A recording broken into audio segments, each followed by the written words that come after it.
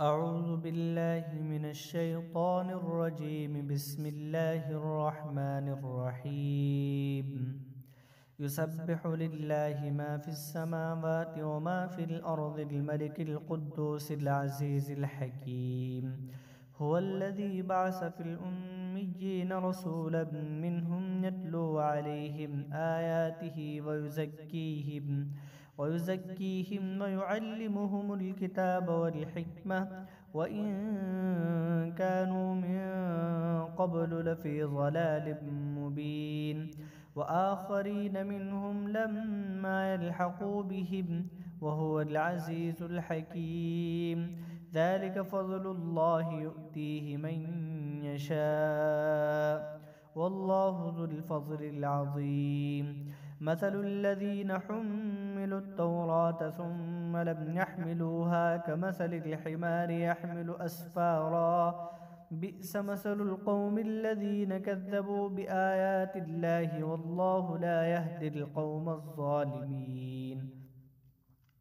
قل يا أيها الذين هادوا إن زعمتم أنكم أولياء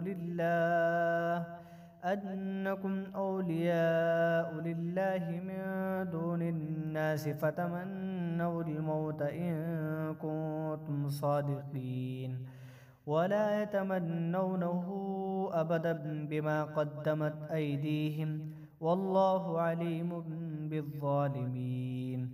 قل إن الموت الذي تفرون منه فإنه ملاقيكم ثم تردون إلى عالم الغيب والشهادة فينبئكم بما كنتم تعملون.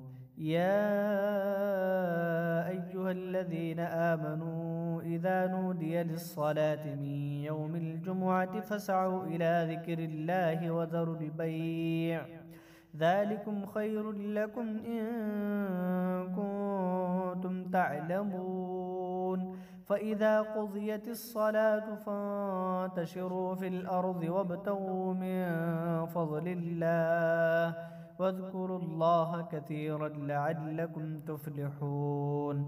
وإذا رأوا تجارة أو لهوا انفضوا إليها وتركوك قائما. قل ما عند الله خير من اللهو ومن التجارة والله خير الرازقين.